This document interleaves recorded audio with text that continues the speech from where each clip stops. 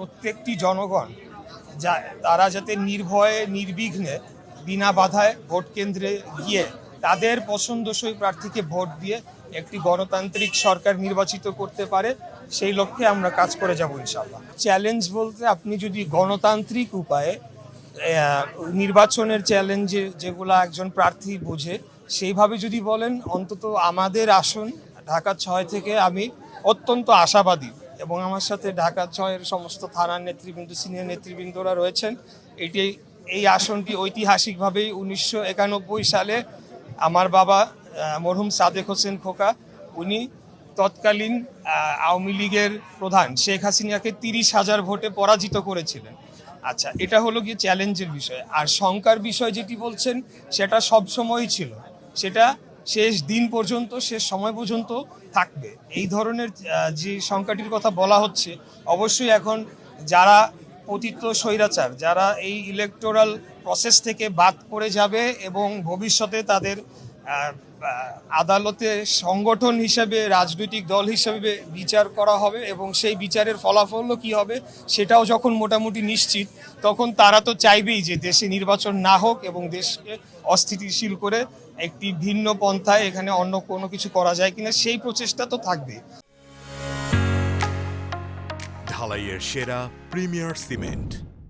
কিন্তু তারপরেও আমরা মনে করি যে বাংলাদেশের জনগণ যেহেতু স্বৈরাচারকে পতন ঘটানোর জন্য দলমত নির্বিশেষে ওই সময় ফ্যাসিবাদী বিরোধী সকল শক্তি মাঠে নেমেছিল, উদ্দেশ্যটা তো ছিল যে গণতন্ত্রটাকে পুনরুদ্ধার করে একটি ইনক্লুসিভ বাংলাদেশ করতে হবে। তো সেইটাতে আমি মনে করি যে অন্য যে কোনো ষড়যন্ত্র সেখানে ব্যর্থ হয়ে যাবে, এটি আমি মনে করছি।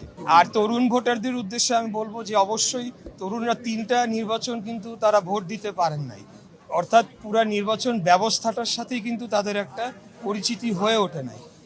তো আমরা সেই ক্ষেত্রে আমাদের দলের পক্ষ থেকে বিভিন্ন কর্মশালা, কর্মসূচি এবং বিভিন্ন সংগঠন যেমন ছাত্রদল, যুবদল সহ আমাদের প্রার্থীদেরকেও আলাদা আলাদাভাবে কিন্তু সেখানে একটা কর্মশালায় অংশগ্রহণ করতে হয়েছে, যেখানে আমাদের প্রত্যেকটি কর্মশালায় আমাদের ভারপ্রাপ্ত চেয়ারম্যান উনি নিজে সেখানে অংশগ্রহণ করে আমাদেরকে দিক নির্দেশনা দিয়ে চলেছেন। তো আমরা তরুণদের উদ্দেশ্যে এটাই বলবো যে আপনারা দয়া করে ভোট কেন্দ্রে যাবেন, কোনোভাবেই আপনারা ভোটটা মিস করবেন না। ভোটটা আপনারা যাকে দেন সেটা নিয়ে কোনো অসুবিধা নাই, কারণ আমরা চাই যে জনগণের আশা আকাঙ্ক্ষার প্রতিফলন ঘটুক, তাতে করে যারা ভালো প্রার্থী, যোগ্য প্রার্থী, তারা একদিকে নির্বাচিত হয়ে আসার সম্ভাবনা রয়েছে।